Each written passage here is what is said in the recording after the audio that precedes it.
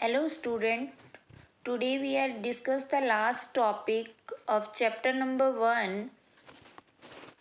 Your topic is circular flow of income, leakage and injection. Firstly, I discussed the circular flow of income. It's a two type, real flow and money flow. When goods are across different sectors of the economy is called a real flow. Means one sector से second sector में जब goods and services के रूप में flow होता है तो उसको हम रियल फ्लो बोलते हैं.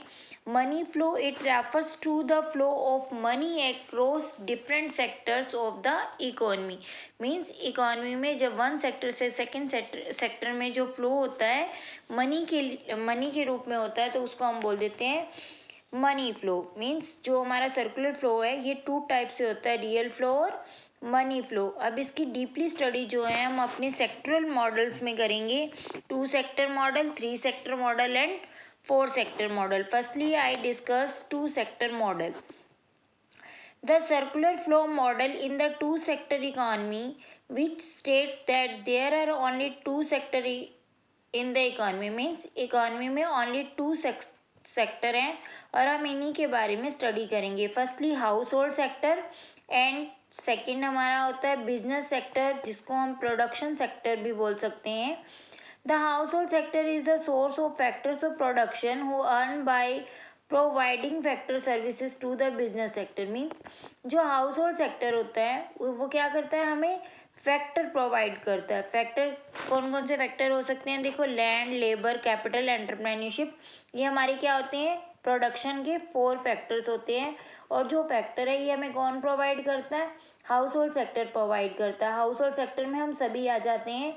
जो भी अपनी सर्विसेज किसी को प्रोवाइड करता है उसको हाउस होल्ड सेक्टर बोलते हैं. जैसे आपको हाउस बनाना है, ठीक है, हाउस बनाने के लिए आपको लेबर चाहिए. लेबर कहाँ से मिलेगी, हाउस होल्ड सेक्टर से. ठीक है, आपको ईंट, रेत, सीमेंट, जितने भी टूल्स हैं वो सभी चाहिए. वो कहाँ से मिलेंगे, मार्केट से. मार्केट में कौन देगा, house hold sector. House hold sector कौन होता है, जो अपनी सर्विसेज को सेल करता है. ठीक है, उसमें हम सभी आ जाते हैं जो अपनी सर्विसेज को सेल करते हैं. सेल मीन्स हम उन्हें बेचते हैं मार्केट में.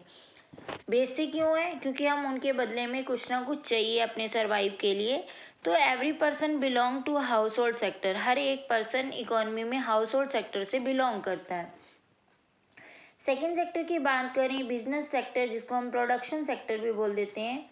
ये सेक्टर क्या करता है, the business sector refers to the firms that produce goods and services. ये सेक्टर क्या करता है, गुड्स एंड सर्विसेज को प्रोड्यूस करता है. और हाउस होल्ड सेक्टर क्या करता है, वो गुड्स एंड सर्विसेज को प्रोवाइड करता है. ये क्या करता है, प्रोड्यूस करता है.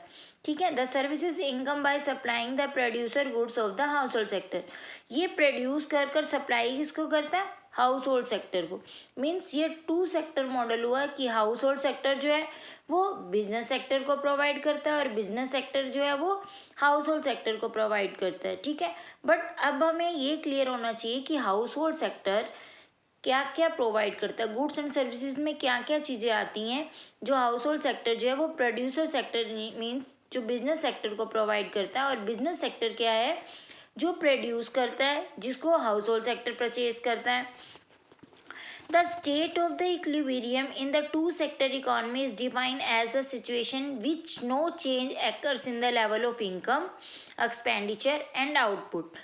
देखो, कोई भी इकोनॉमी का सेक्टर मॉडल तब इक्विलिब्रियम में होता है जब उसका गिवन एंड टेकर इक्वल होता है. मीन्स जब आपकी इनकम आपके एक्सपेंडिचर के इक्वल होती है और आपका एक्सपेंडिचर आपके आउटपुट के इक्वल होता है तो 2 सेक्टर जो मॉडल है ये इक्वल होता है. इसको एक छोटे से एग्जांपल से समझ सकते हो. आप किसी शॉप पर गए कोई भी सामान लेने, सोच लो ब्रेड का डिब्बा लेने गए आप. शॉपकीपर आपको तब देगा ब्रेड का डिब्बा जब उस पर लिखा हुआ जो प्रिंट रेट है. मीन्स अगर आप 10 रुपीज़ वाला स्मॉल ब्रेड का डिब्बा लेने जाते हैं, बॉक्स लेने जाते हैं, तो दुकानदार आपको तब देगा जब आपको उसको 10 रुपीज़ देंगे. ठीक है, वो 10 रुपीज़ क्या है, एक शॉपकीपर की इनकम है. और एक्सपेंडिचर किसका, आपका. आप 10 रुपये खर्च कर एक ब्रेड बॉक्स ले रहे हैं. ठीक है, और आउटपुट क्या है, ब्रेड का डिब्बा. मीन्स तीनों चीज़ें क्या है, इक्वल है। जब इक्वल है तो हमारे टू सेक्टर मॉडल को शो करते हैं कि एक शॉपकीपर और एक कस्टमर में जो रिलेशनशिप है वो हमारा टू सेक्टर मॉडल है। ठीक है, टू सेक्टर मॉडल इकोनॉमी में अगर हम स्टडी करेंगे तो उसमें house hold sector and business sector दोनों सेक्टर लिए जाएंगे। अब इस सेक्टर मॉडल को हम एक डायग्राम से समझते हैं। फर्स्टली डायग्राम करने से भी पहले हमें ये पता होना चाहिए कि क्या ऐसी एजम्पशंस हैं जो फॉलो होंगी तभी ये मॉडल जो है वो इम्प्लीमेंट में आएगा। First, there are only two sector in the economy में ओनली टू ही सेक्टर होने चाहिए, household sector and business sector. No government interventions over the economic activities, economy में होने वाली एक्टिविटीज़ में गवर्नमेंट का कोई भी रोल नहीं होना चाहिए, उसकी कोई भी इंटरफेरेंस नहीं होनी चाहिए। Business sector do not carry out any import export activities, जो बिजनेस सेक्टर है मीन्स की जो प्रोड्यूसर सेक्टर है वो ना तो किसी भी प्रोडक्ट का इंपोर्ट करे और ना ही किसी भी प्रोडक्ट का एक्सपोर्ट करे। क्रिएटिंग अ क्लोज्ड इकोनॉमी, मतलब क्लोज्ड इकोनॉमी वो होती है जिसके अंदर हमें डोमेस्टिक इनकम अर्न करते हैं। ठीक है, on the basis of assumptions two sector model we can explain with the help of diagram. इस डायग्राम को समझने से पहले आपको एक चीज़ क्लियर होनी चाहिए, आपको एरो के निशान शो हो रहे हैं। ठीक है, एरो का निशान देखो, ये एरो का निशान जो लगा हुआ है जिसकी तरफ ये एरो होगा, इस तरह का एरो, सॉरी, जिसमें इस तरह का एरो होगा, एरो के इस साइड पर ये आपका टेकर है।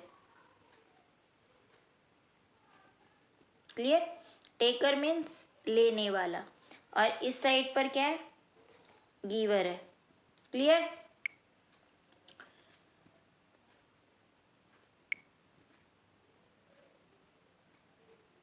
Taker and giver. ठीक है, अब हम इसको स्टडी करते हैं। देखो, firstly house hold sector, firm को हम प्रोडक्शन सेक्टर भी बोलते हैं। हाउस होल्ड सेक्टर फर्स्टली क्या करता है, अपने फैक्टर को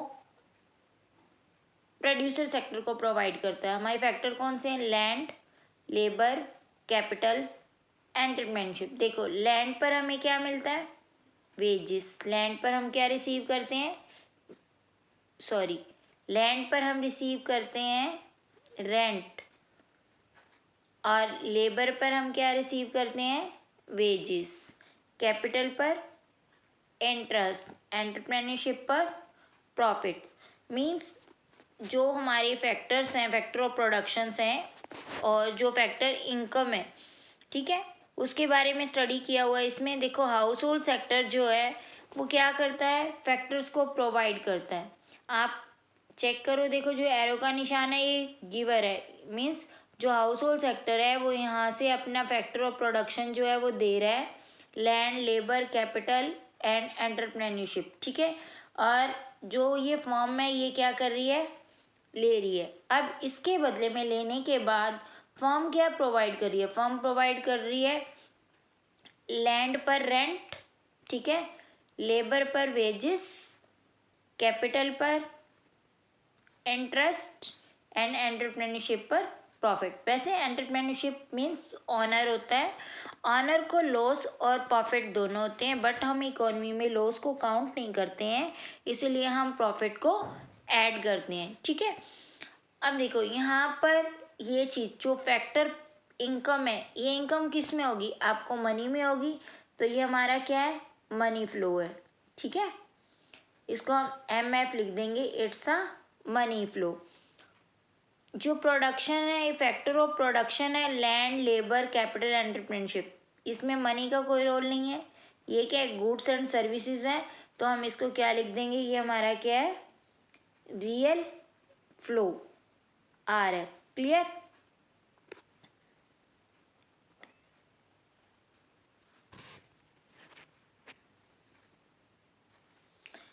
next, firm payment for goods and services. अब देखो, जो पेमेंट दी गई वो गुड्स एंड सर्विसेज, पहले तो हमें गुड्स एंड सर्विसेज मिलेंगी तभी तो हम पेमेंट देंगे ना, तो हमें इस फ्लो में हमें मिल रही हैं गुड्स एंड सर्विसेज। देखो एरो का निशान, टेकर यानी लेने के लिए है। ये जो फर्म है हमें गुड्स एंड सर्विसेज प्रोवाइड कर रही है, और गुड्स एंड सर्विसेज के बदले में ये जो हाउस होल्ड सेक्टर है वो इसको payment of goods and services provide कर रहा है। मीन्स जो आपने ब्रेड का डिब्बा इस प्रोडक्शन सेक्टर से परचेज किया है उसके बदले में आप उसकी पेमेंट कर रहे हैं, ठीक है।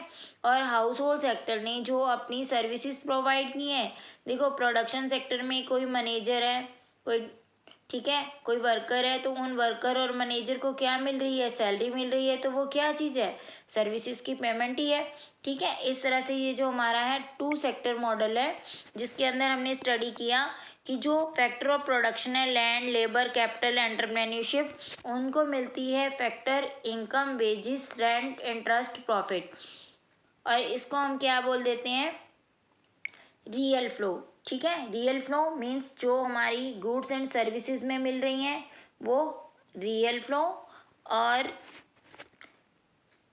जो मनी में मिल रही हैं वो मनी फ्लो, ठीक है। अगर यहाँ बात करें पेमेंट है, पेमेंट किस में होगी, मनी में होगी, तो ये हमारा मनी फ्लो, ठीक है। और गुड्स एंड सर्विसेज किस में होंगी, प्रोडक्ट में होंगी, तो it's a real flow. Clear. अब हम नेक्स्ट स्टडी करते हैं 3 sector model. In over above analysis of money flow, देखो हमने मनी फ्लो स्टडी किया, मनी फ्लो, रियल फ्लो दोनों स्टडी किए हमने 2 सेक्टर मॉडल में। बट 2 सेक्टर की एजम्पशन की सेकंड जो एजम्पशन थी उसमें जो गवर्नमेंट है उसका कोई भी इंटरफेरेंस नहीं था। बट आप एज्यूम करो कि क्या ऐसा कभी पॉसिबल हो सकता है कि विदाउट गवर्नमेंट इफेक्ट इकोनॉमी अच्छे से वर्क कर पाए। देखो अगर गवर्नमेंट ही नहीं होगी तो क्या प्राइवेट सेक्टर में होने वाले जो टॉर्चर हैं, मैं टॉर्चर ही बोलूँगी इसको, क्योंकि प्राइवेट सेक्टर मोस्टली ऐसा सेक्टर है जहाँ पर जितनी भी सर्विसेज प्रोवाइड की जाती हैं उसके बदले में जो रिटर्न में उनकी सैलरीज मिलती हैं, इनकम मिलती है, वो उनकी सर्विसेज से कम होती है, ठीक है। कम टाइम मतलब ज़्यादा टाइम में कम सैलरी पे की जाती है।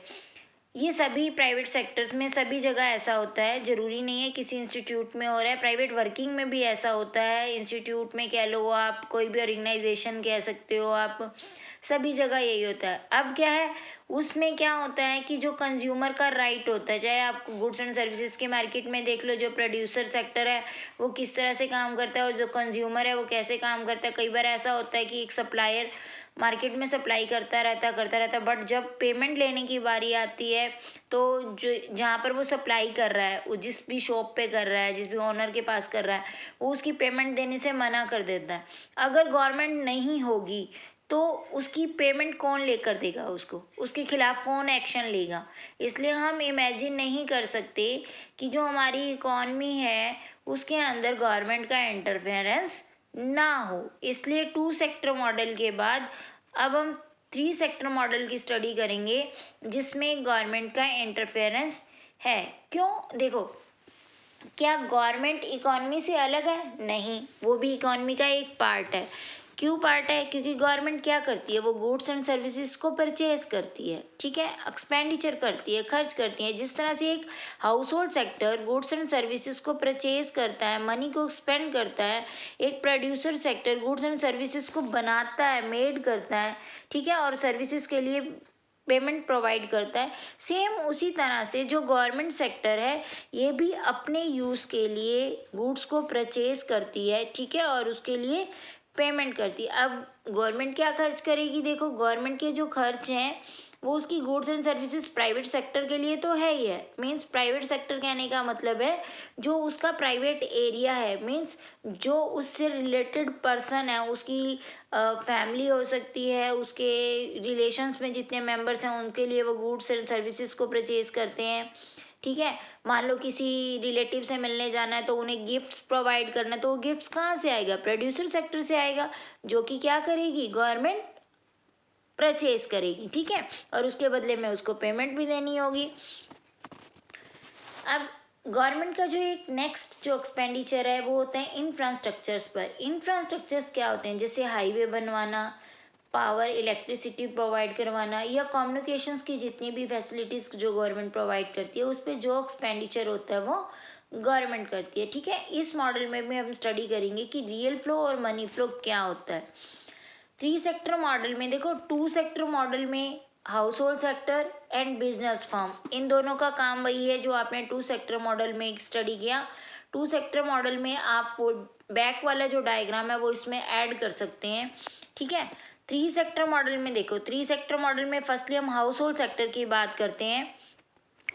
हाउस होल्ड सेक्टर में क्या है, हाउस होल्ड सेक्टर जो है गवर्नमेंट सेक्टर को वेजिस एंड सैलरी प्रोवाइड कर रहा है।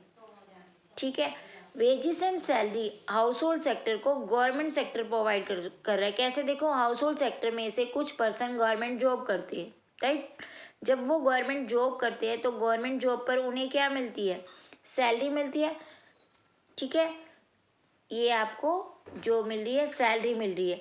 नेट टैक्स पेमेंट, अब देखो जो गवर्नमेंट जॉब करते हैं उन पर कई तरह के टैक्स भी लगाए जाते हैं, तो जो टैक्स है वो कौन पे करता है, house hold sector government sector को पे करता है। अगर हम बात करते हैं अब गवर्नमेंट सेक्टर की बिजनेस फर्म से क्या रिलेटेड है, तो सेम वैसे ही जो गवर्नमेंट सेक्टर है वो क्या करता है, परचेज कर रहा है गुड्स एंड सर्विसेज, और टैक्स की पेमेंट कौन कर रहा है, बिजनेस फर्म कर रही है। बिजनेस फर्म टैक्स कैसे पे करती है, देखो टैक्स अब यहाँ पर बात करेंगी कि टैक्स क्या होता है। टैक्स 2 टाइप का होता है, डायरेक्ट टैक्स और इनडायरेक्ट टैक्स।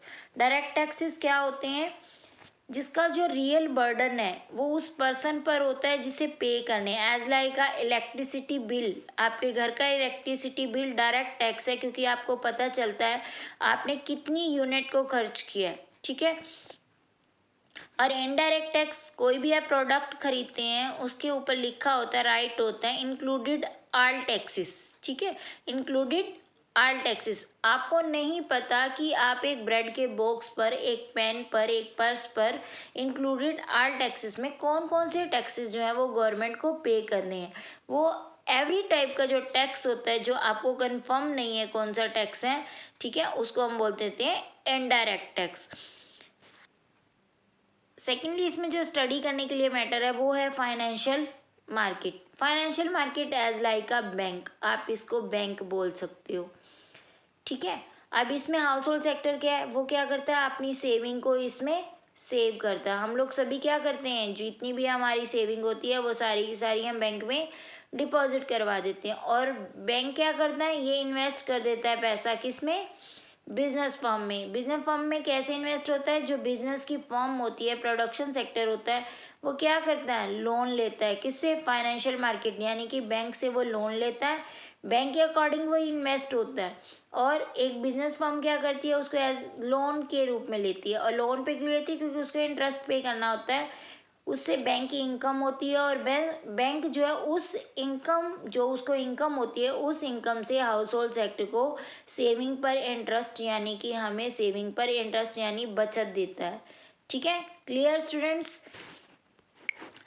अब आपका जो नेक्स्ट टॉपिक है वो है 4 sector economy. 4 sector economy means इसमें फॉरेन सेक्टर आ जाता है। फॉरेन सेक्टर जिसके अंदर हम इंपोर्ट और एक्सपोर्ट करते हैं, मीन्स अपनी डोमेस्टिक बाउंड्री से निकलकर जब हम फॉरेन कंट्री के साथ बिजनेस करते हैं तब हमारा जो सर्कुलर फ्लो है वो 4 सेक्टर मॉडल बन जाता है।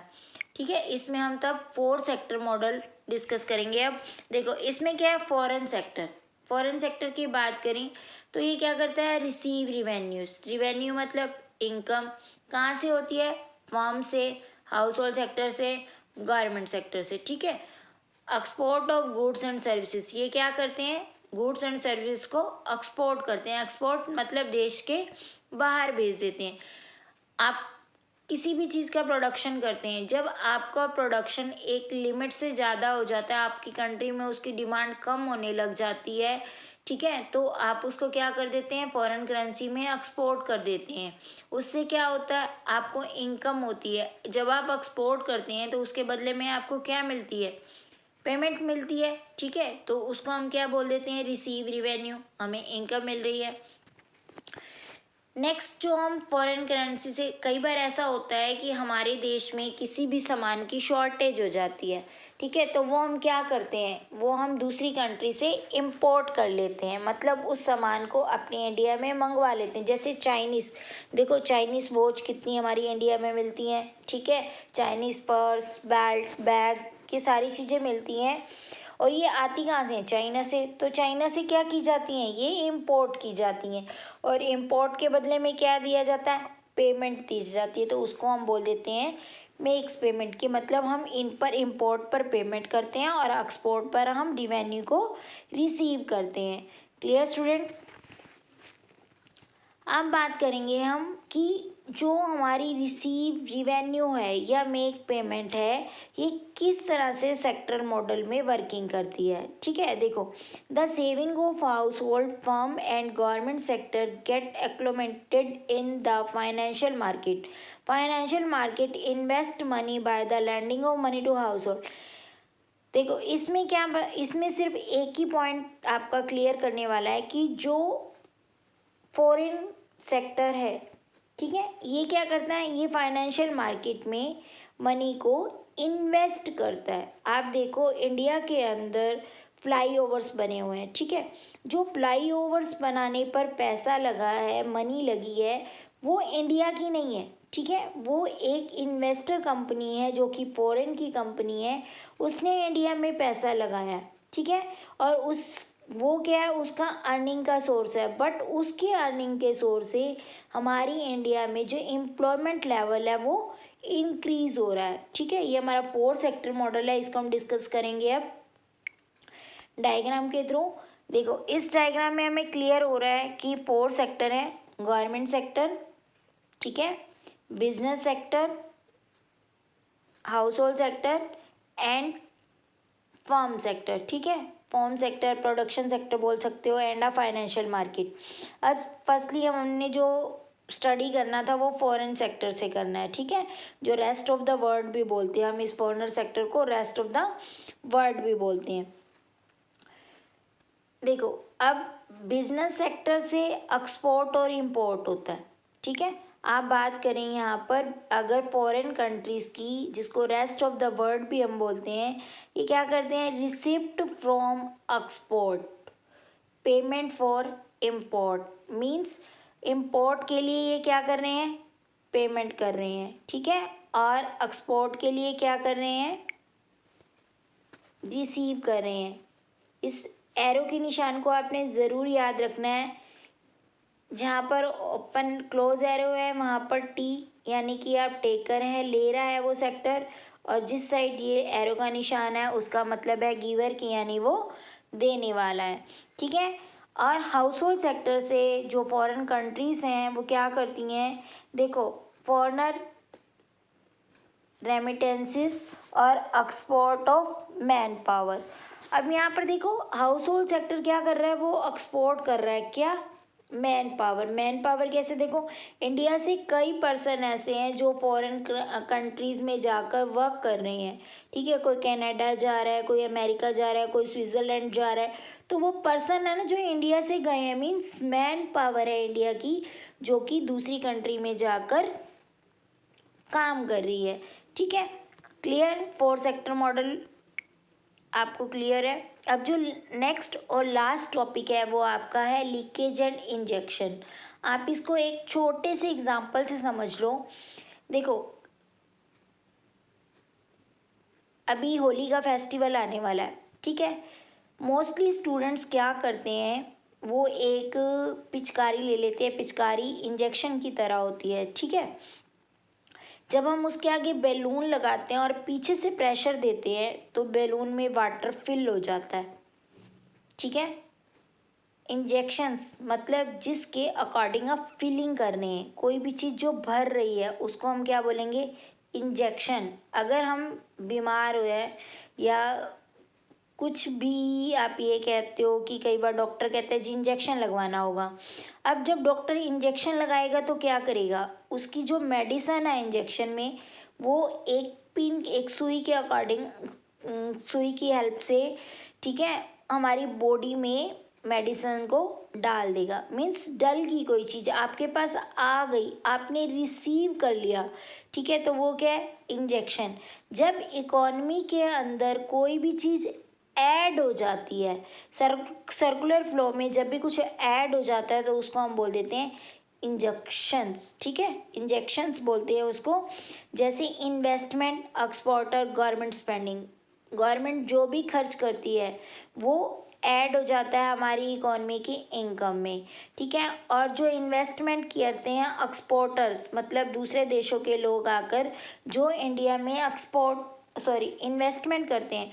जैसे मैं अभी फ्लाईओवर की बात कर रही थी कि अगर फ्लाईओवर बनाया जाए, ठीक है, उस पर जो मनी खर्च हो रही है वो इन्वेस्टर कर रहे हैं, बट फ्लाईओवर बनने के बाद वो इंडिया से बाहर तो नहीं जाएगा, ठीक है, तो वो मनी किसकी रहेगी, इंडिया की रहेगी, ठीक है। तो ये क्लियर हुआ कि इंजेक्शंस क्या होते हैं, जिसके अंदर कोई भी वैल्यू सर्कुलर फ्लो में ऐड हो रही होती है उसको इंजेक्शंस कहते हैं। लीकेज, जब बैलून में एक पिन लगाकर छेद कर दिया जाता है और बैलून से जो वाटर है वो धीरे धीरे बाहर आता है, ठीक है, तो वो लीकेज है। सेम ऐसे ही जब हमारी इकोनॉमी में से कुछ चीज़ें बाहर आ जाती हैं, as like a saving, import tax, ठीक है, और गवर्नमेंट का वो खर्चा जो वो बाहर के लिए करती है, ये सारी चीज़ें हमारी क्या है, लीकेज है। अब इसको हम एक डायग्राम से समझेंगे। देखो पिक्चर में क्लियर शो हो रहा है कि ये जो नीचे बना हुआ है ये आपका हाउस है, ठीक है। अब इसमें देखो ये हाउस यानी हाउस होल्ड सेक्टर है, हम लोग हैं, और ये जो है एक प्लांट फैक्टर्स कंजम्पशन हो रही है, कौन कर रहा है, ये गवर्नमेंट सेक्टर भी हो सकता है, इसके अंदर प्रोड्यूसर सेक्टर भी हो सकता है, ठीक है। अब देखो इंजेक्शंस क्या क्या चीज़ें आ रही हैं। सबसे पहले अगर हम एब्रोड की बात करते हैं तो एब्रोड से एक्सपोर्ट एक्सपेंडिचर, मतलब जितना भी हमारा एक्सपोर्ट पे खर्च हो रहा है उससे जो मनी आ रही है वो सारी की सारी हमारे पास क्या हो रही है, जमा हो रही है, क्रेडिट हो रही है।